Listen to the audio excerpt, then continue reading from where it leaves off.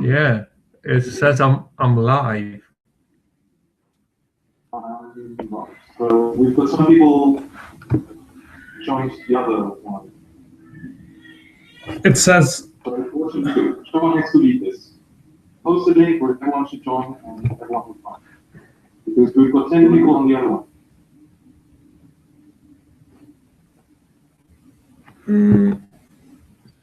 Yeah, it says I'm live. I suppose people, Alejandro, Alex, Brian, Josh, Renato, Oliver,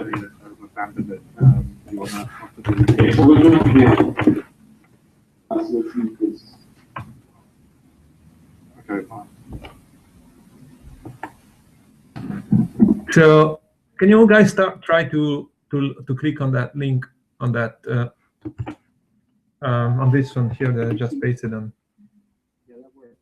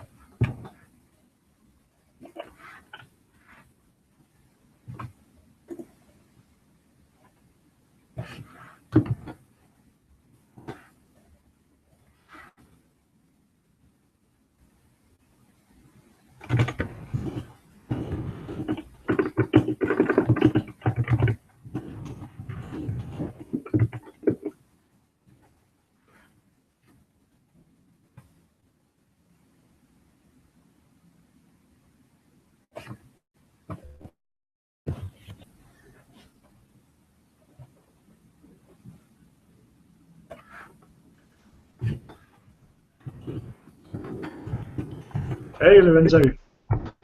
Oi! Oh, something's happening. Yeah, but where is everyone? It's the wrong link, the previous one. It's the wrong. Oh, people are joining. Okay. Yeah, people are coming in. Okay. Well, let's see how many can manage. The worst interface ever designed. I've tried to run it on my Linux box, didn't work. Tried to run it on my Windows VM, sort of worked, but couldn't hear anybody very well. Tried to run it on my iPad, didn't work. Yeah, disgusting. Anyway, I don't know how many people to expect. Yeah, so can someone repost a link, but one that certainly works, that doesn't point to a video only? Because we're not interested. There is two aspects to it, apparently. One is video broadcast only, and the other one is this conversation that we had now. Can someone grab a link, check that it is it, and post it again in mentoring sprint, maybe? Because Brad is, I think he's just watching, muted and not being able to contribute. Yeah. Oh, shit. Well, we are like 8, 9 people now, so I think we expect 14 or something like that. Yeah. Let's see. So this is the right. Okay. Let's propose this link. So that's the same link I pasted. Yeah, you did, but maybe they can hear you. Maybe you can say, tell them to make sure they join. Yeah, let me try and share my screen first of all, which is the only thing that I really want to do.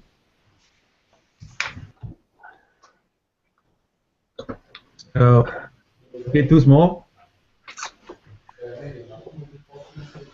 A bit.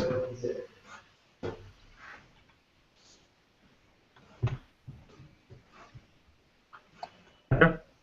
Can anybody see this? Yeah.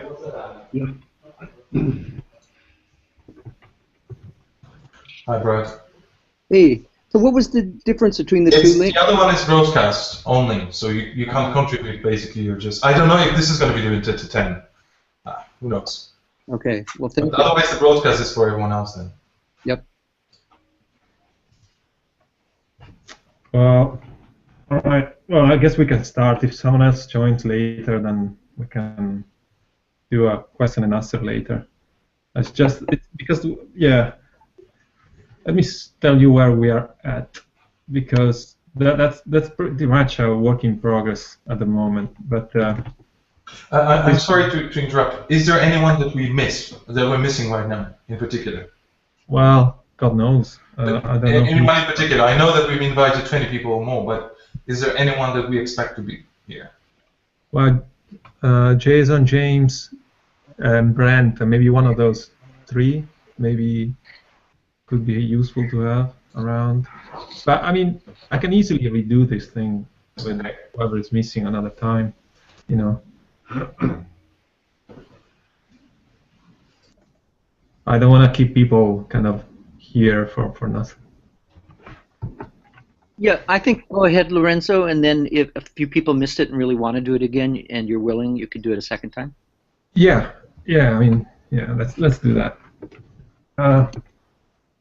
So I was saying that's basically pretty much a work in progress. So the idea is that we want to make writing CheckMK plugins and monitoring scripts easier. So easier to write, easier to configure, and to deploy to the CheckMK servers. And at the moment, basically, Matt, right? You are the master, CheckMK master. So it's all on you. So we kind of want to offload him a little bit of the maintenance and creation of the scripts. So all the code we've written so far, which is not much, lives in the CheckMK repository in the systems group. So I'm pasting it here. So in Kiln there is a CheckMK repository. It's a Mercurial repository. You can clone it and follow along. There is anyway here on my screen here. I'm showing the README file that you can find in that repository. So I'll go through it very quickly. And there is here basically there's everything you need to know. Hopefully.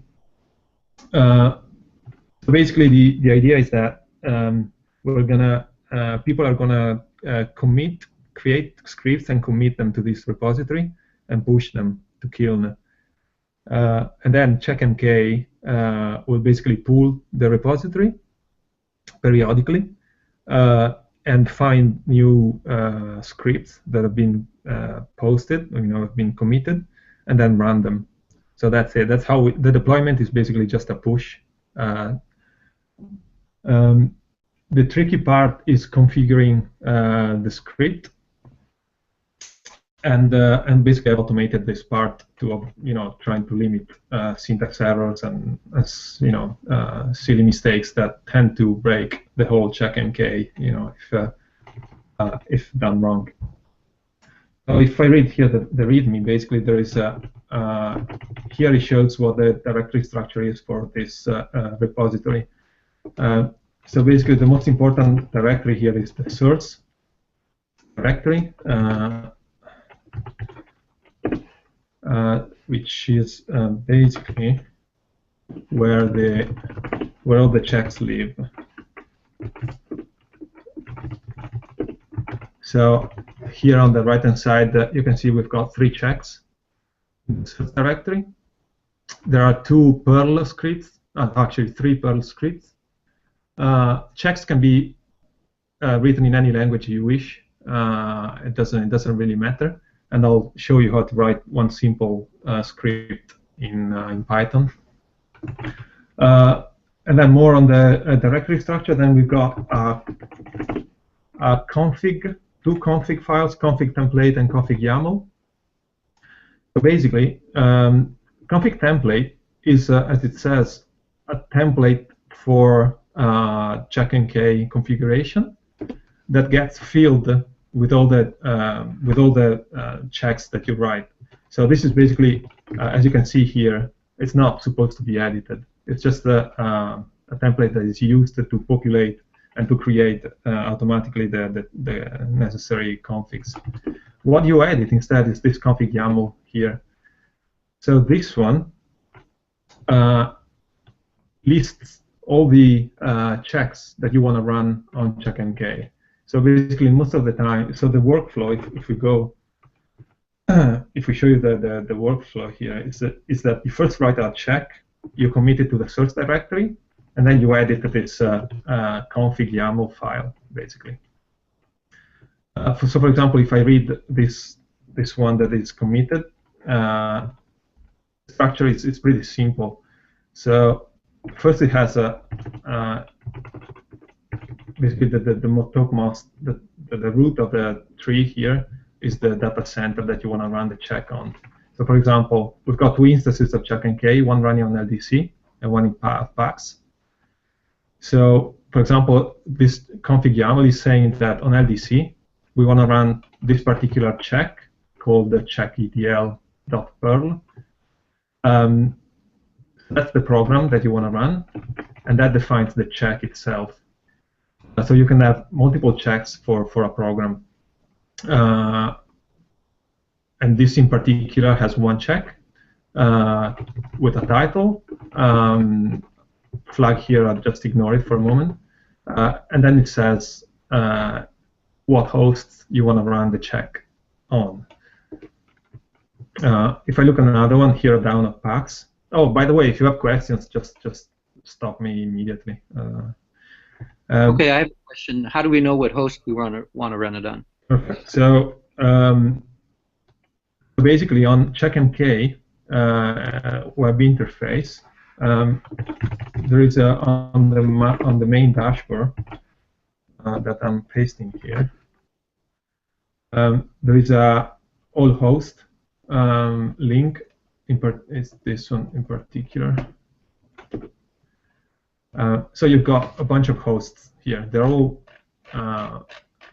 potentially, you could run your checks on any one of these. Actually, in practice, Matt, correct me if I'm wrong, but we're going to create a single host where these kind of development checks are going to be run. That's been done. Okay, exactly. Yeah. So basically, there is a dev checks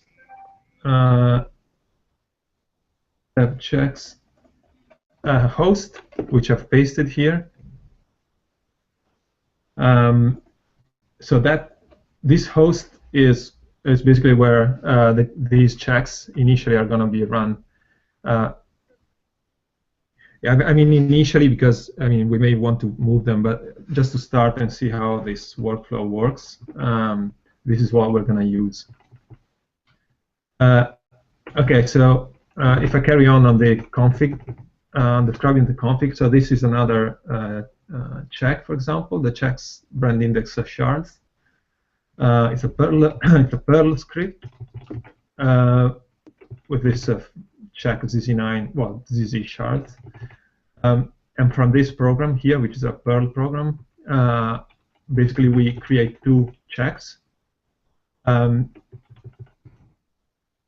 we pass to the program a different set of parameters. So for example, this initial check here runs the Perl script using these three parameters: HTTP, VZZ9p.pax, etc., 9.8,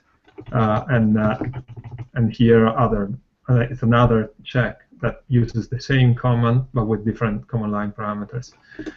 So you can basically write just one command and pass it and create many checks, passing in many parameters, different set of parameters.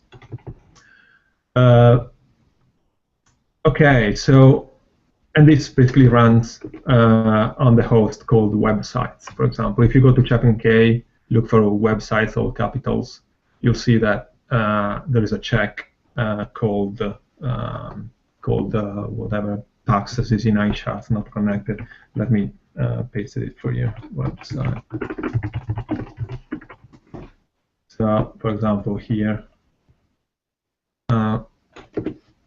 you can see that one of these checks is called PAX ZZ9 shards not connected. Okay, so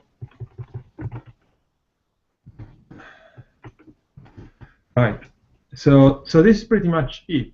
So the idea is that you write a check, a normal program, a normal script.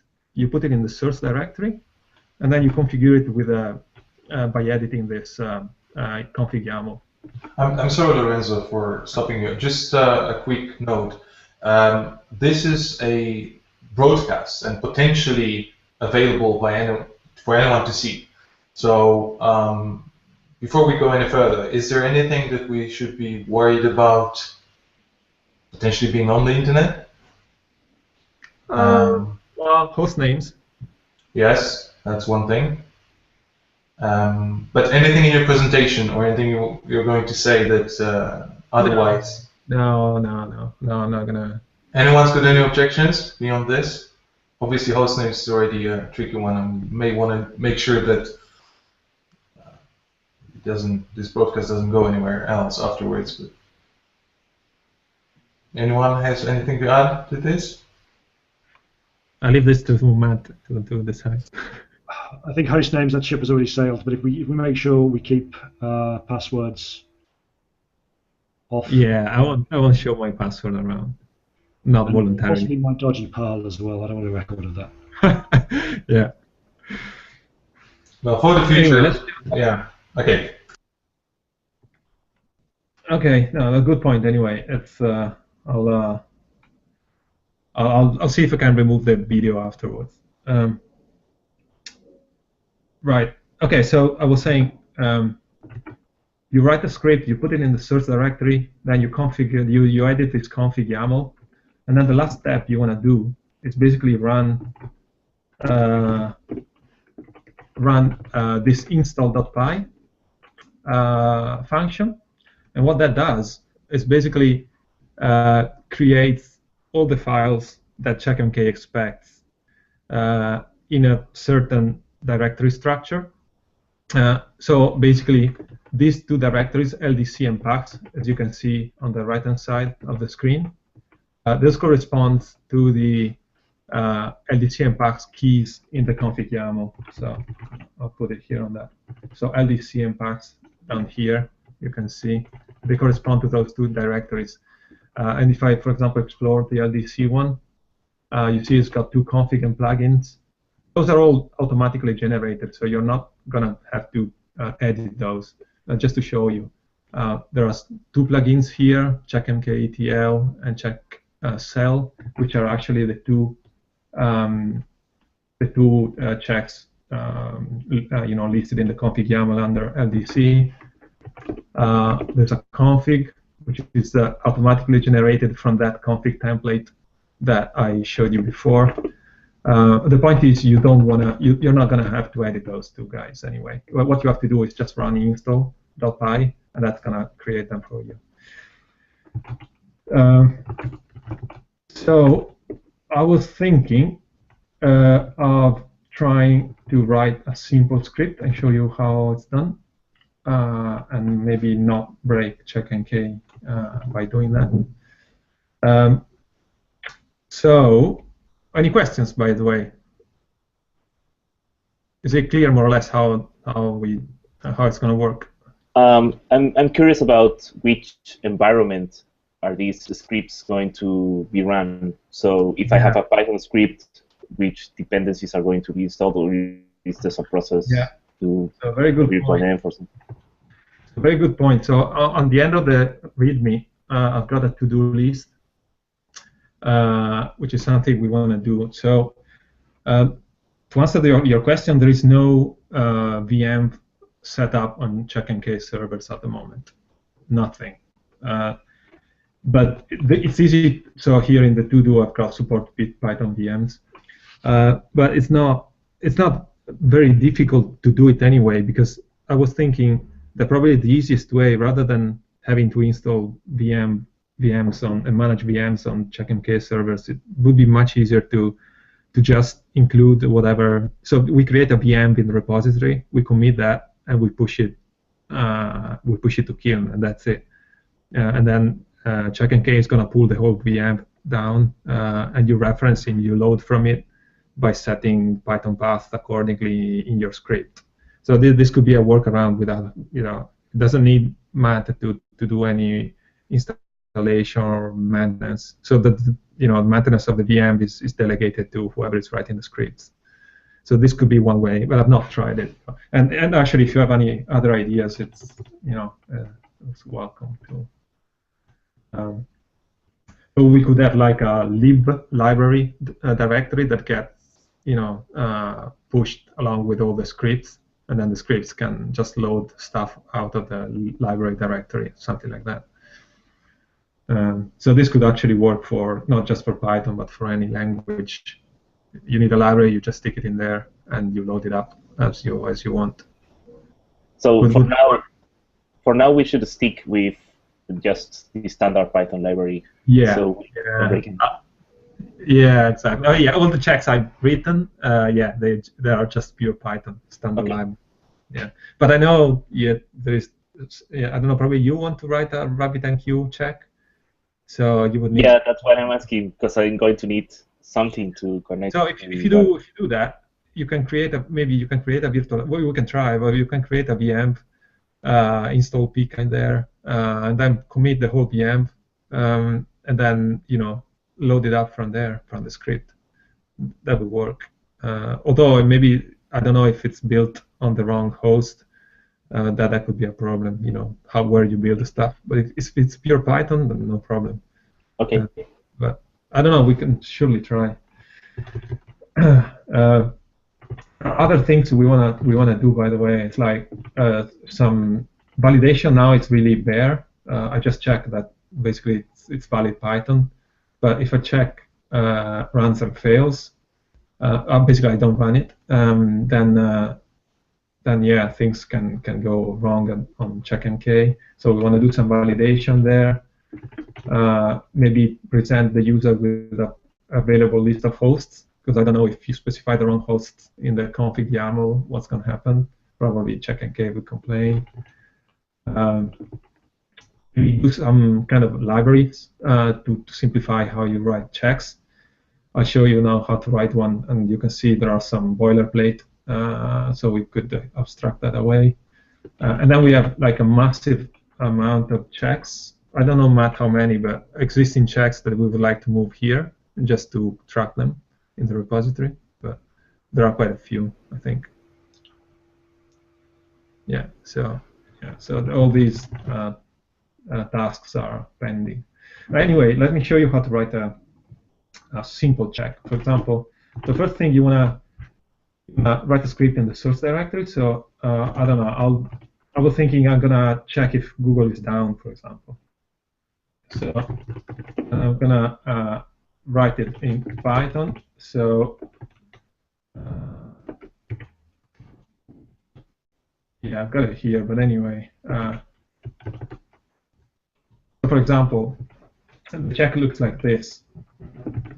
Remember, it has to be an executable, so it has to start with a, I don't know, this shebang here, saying that it's a Python script, some imports there, and then we've got here some constants that I'll get back to you later about. And here, simply what it does, it checks, well, I don't know, it pings google.com, gets a request. If the request code, return code is 200, then it brings something on screen and it exits with a specific exit code. Otherwise, it issues a warning. Okay. Yeah.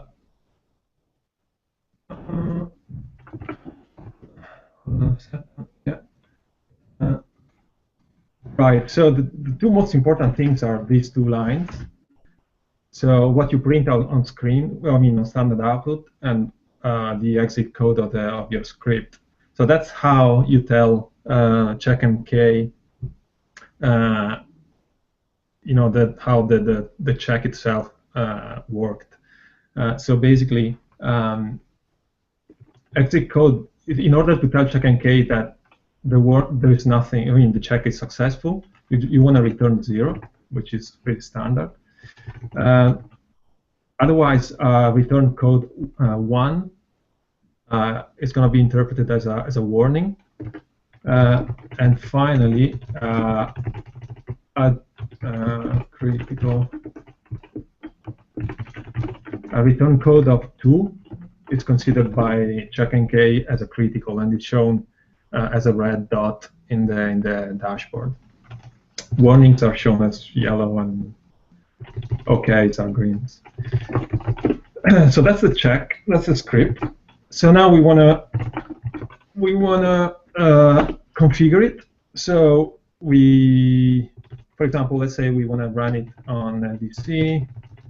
I'm gonna copy this and modify it a little bit. So we're gonna call this Google Check. Google Check. It's a Python file. Give it a title, Google Fancy Check. Okay, now this performance metrics here is a flag that you can set to true or just unset. Add to your check also a bunch of other default checks that CheckNK does, like I don't know, RAM, CPU usage. Matt, what else in particular? You know? We graph piles of things: disk usage, read-write speed, CPU usage, memory usage. Most of the sort of standard system things are graphed. But those checks are just automatically in CheckNK. I'm trying to think in terms of stuff we've written. The next click time stuff is the best example, I think, because that's graphed. And that's it's a check that uses a database query essentially, and then that metric is graphed in CheckMK. It's quite useful for us to see how slow things are. Let's say we're not interested in that for this particular check, and then you want to specify the host, and I'm going to put it in the checks. Right? It's the checks, is it? Yeah. So that's it. That's basically all you have to do. Oh, actually, now you need to run the install script. So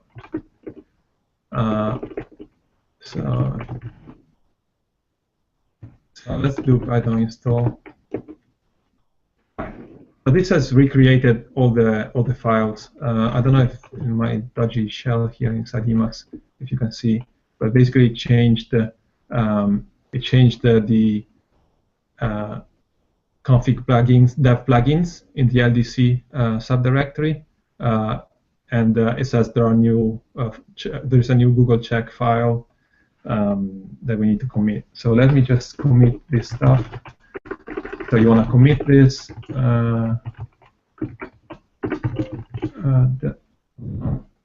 I'm doing it in another shell.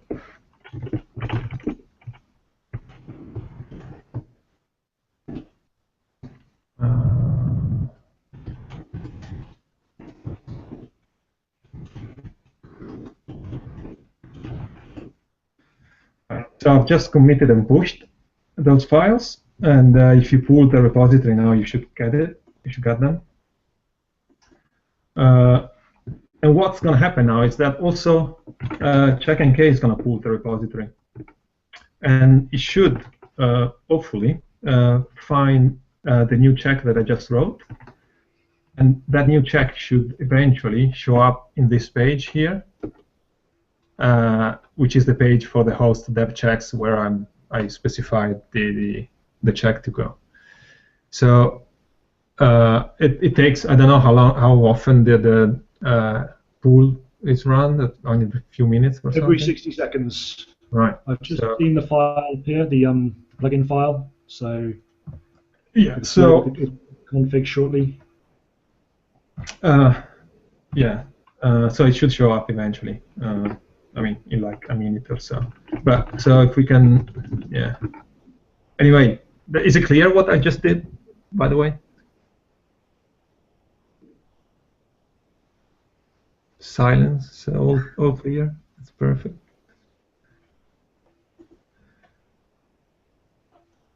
So let's see. So. Question time, by the way, while we wait for CheckNK. to patch this script. Lorenzo, are there any limits on who can contribute these? Whoever can push can contribute. I don't know if we want to limit access to the repository, but probably no. I don't know. One of the things you mentioned concerned me just a little bit. You said that certain mistakes can bring down CheckMK altogether. What are those sorts of mistakes? Yeah, Matt, you are more experienced to me on bringing down CheckMK, surely. Yeah, bringing down CheckMK is, I have to say, worryingly easy.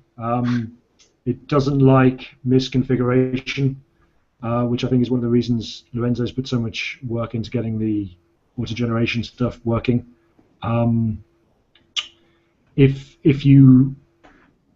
order to get a new check in, CheckMK has to reload the configuration. So if the configuration is wrong, CheckMK won't reload, and then at that point sort of falls over and throws a lot of errors. So it's normally very, very obvious what's happened because you can see it on the dashboard. You get about 100, 150 null alerts when CheckMK just goes, nope, does not compute, which isn't ideal. So at the moment it's a sort of a compromise between restricting access very, very heavily to CheckMK, which it was previously with just SysOps being responsible for it, and allowing developers to take ownership and write checks as well. I mean, as always, if anyone writes anything and they want to run it through me first, it's absolutely fine, or Alex Greenwood in London. And if we do bring it down, is it easy for us to roll back, revert? And is anyone monitoring CheckMK? Usually there should be somebody somewhere staring at CheckMK. We don't always catch it, but usually there should be somebody somewhere looking at CheckMK, yes.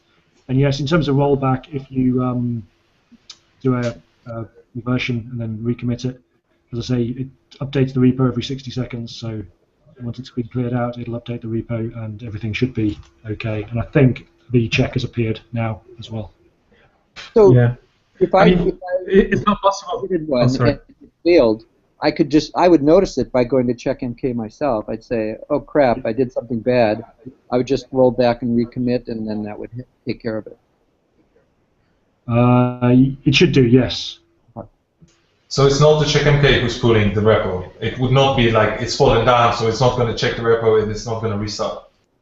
No, it's a cron job that just runs Mercurial and just pulls the repo down. And one other thing is, I think I've asked this and I don't remember what your answer to this was, but can you not run CheckMK in sort of just past the config mode? So before you reload the main one, you just run a sort of on the side instance, just an executable, pass, exit one, don't restart the main one. You know what I'm saying? If you can run CheckMK either with a parameter to just pass the config, or run a second instance of CheckMK and with a sort of don't listen, don't write, don't read mode. So it basically the executable will try to pass the config. If it fails, you can catch that and not restart the main one.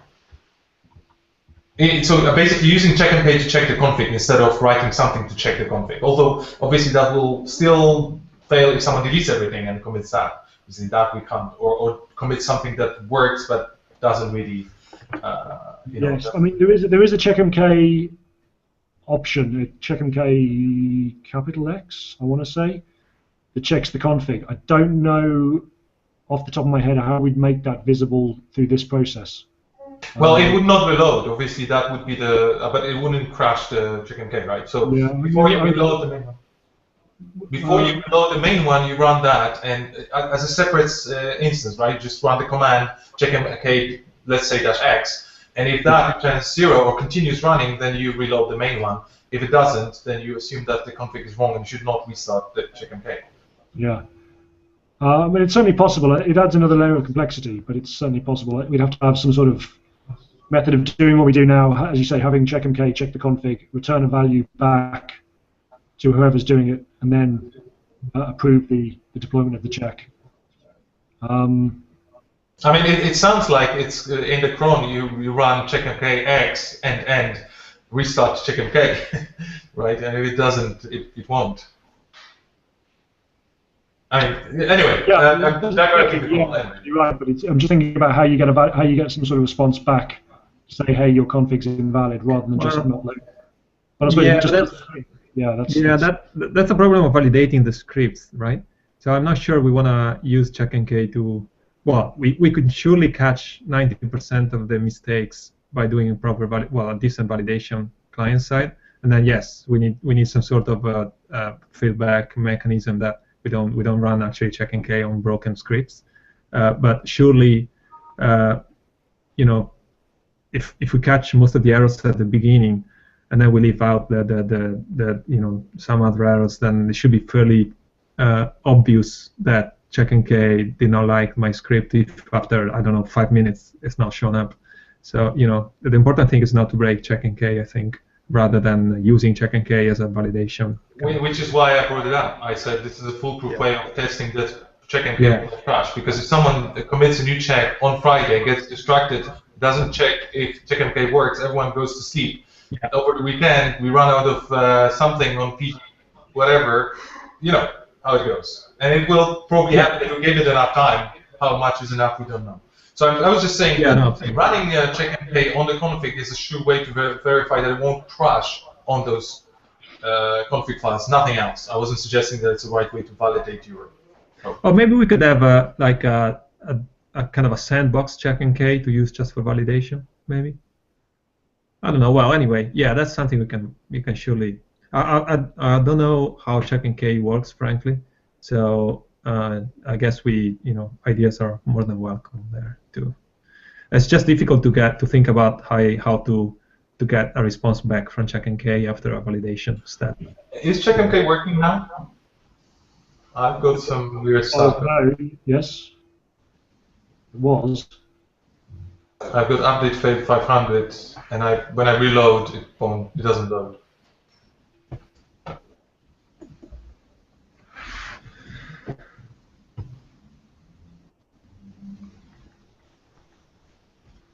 Otherwise, a good demo.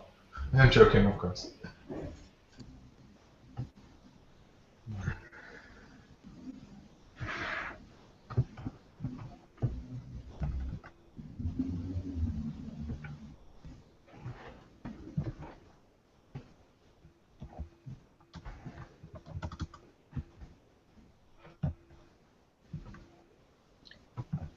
Lorenzo, Matt, do you want us to actively do some of these now to make sure that it's working, or are we just passively, when the time arises, should we try it?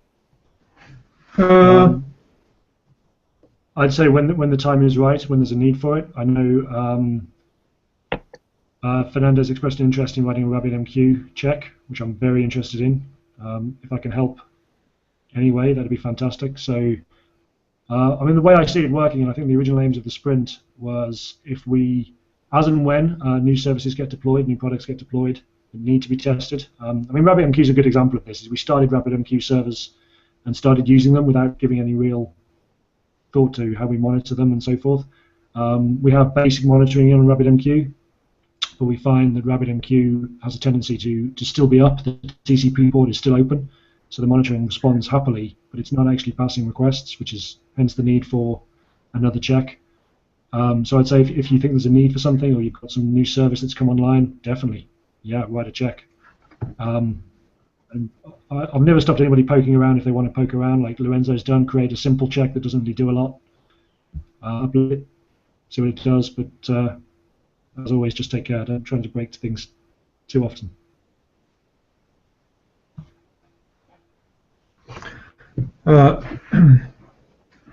So yeah, I think I'm done personally.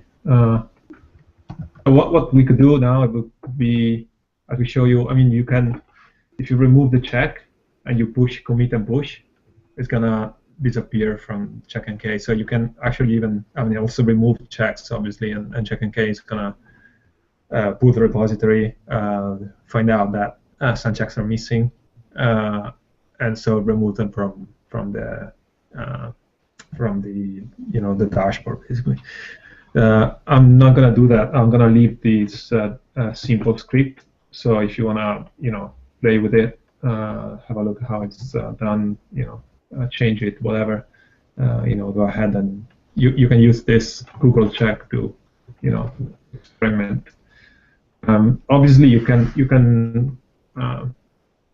as long as you can commit as many checks as you want, but the only ones that are gonna be used by CheckNK are the ones that are installed. So after you run install.py, then all the scripts in this first directory will be made available. So I'm saying that you can write checks, commit, ask for a code review to either me or Matt without running install.py if you're unsure.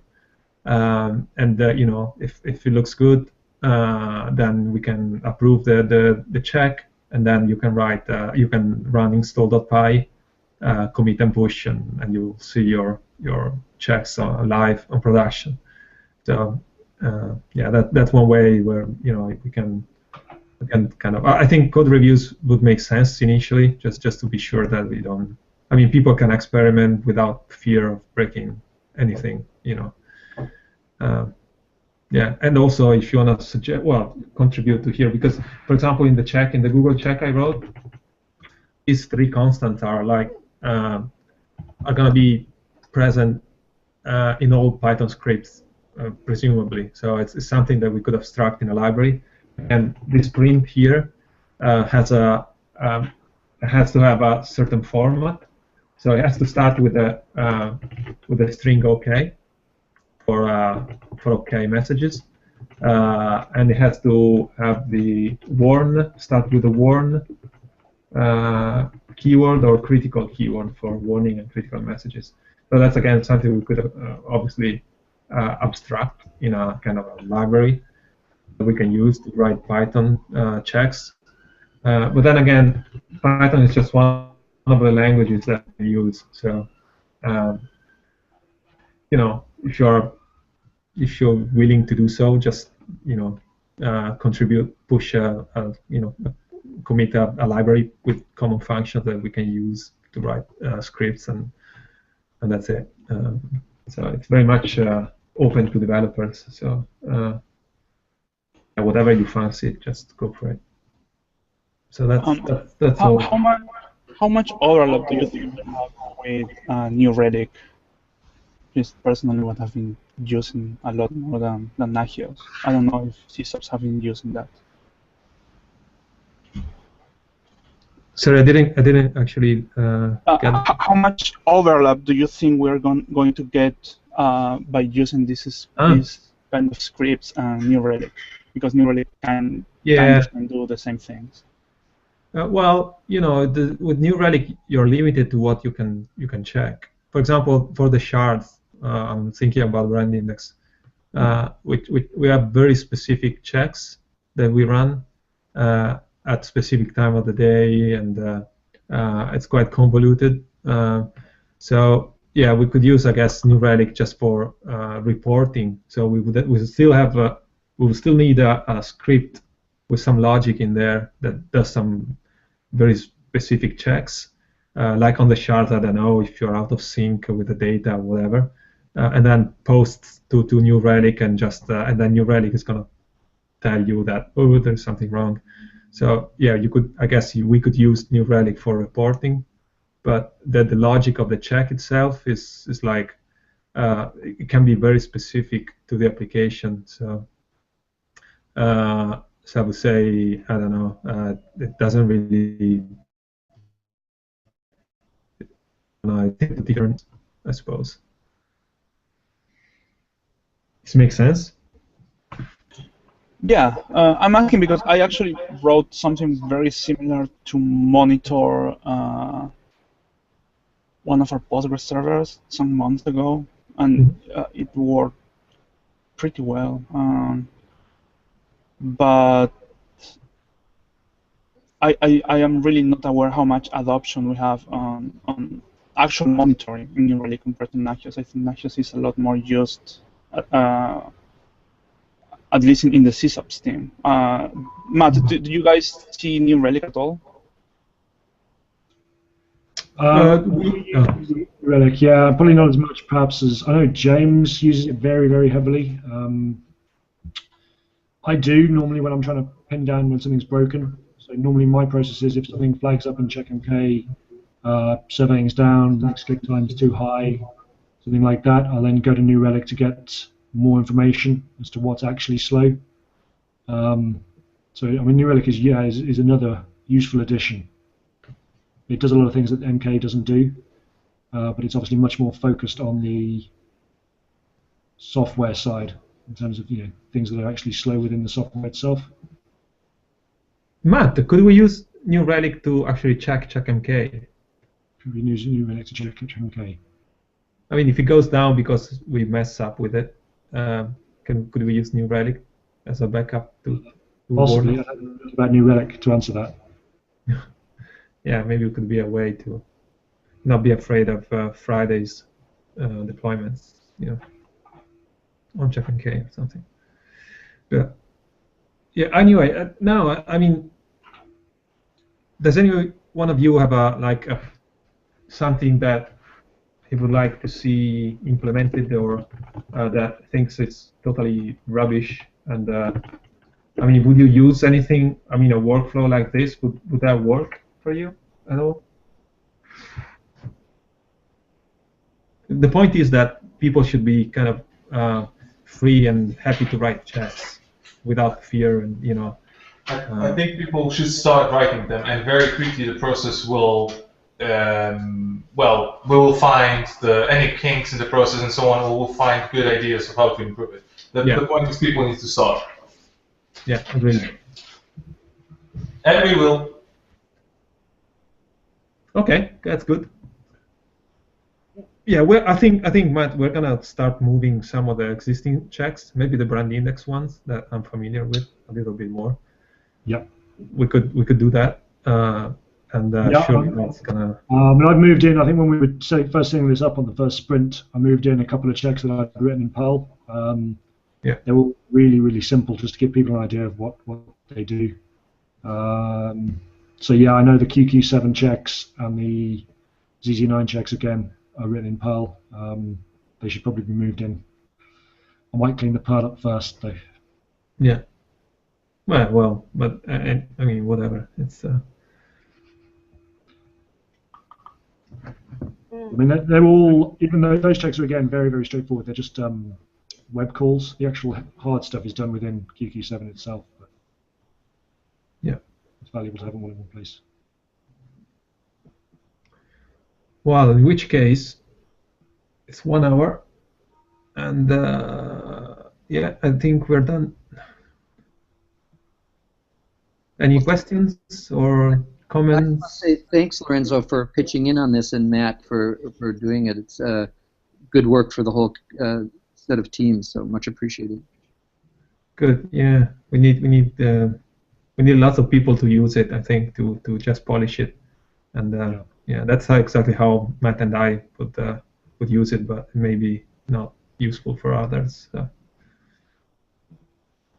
Definitely. I mean, it's good that if people can go ahead and start using this. I mean, if more visibility of the CheckMK dashboard itself, it's always worth having more eyes on potential problems. Yeah. All right. So let's push code reviews. We'll be waiting. One other thing, Pavel. Can you introduce us to some of your team members? I'm seeing them for the first time. Oh yeah, we've got Wojtek, who's our front-end guy, waving right now with the light above his head. And we've got Łukasz with a long, big, huge, scary beard. Hi. And that's everyone who managed to join us today. Yeah, well, maybe there's going to be a good opportunity for us to meet Brad. If you're in London ever, maybe you can, we can meet there, or maybe we can meet in Warsaw, whatever. Great. Łukasz, what do you work on? So I'm project manager, so I'm basically trying to coordinate all our efforts to create, at the moment, an election center for UK elections 2015. That's basically what we are doing right now, and also we're trying to bring live new node pages for both Germany and for US. I think Brad was asking what you're doing yourself, but Yeah, well, basically that is two things that we are doing right now. Cool. Well, great to meet you guys. You too. Nice to meet you too.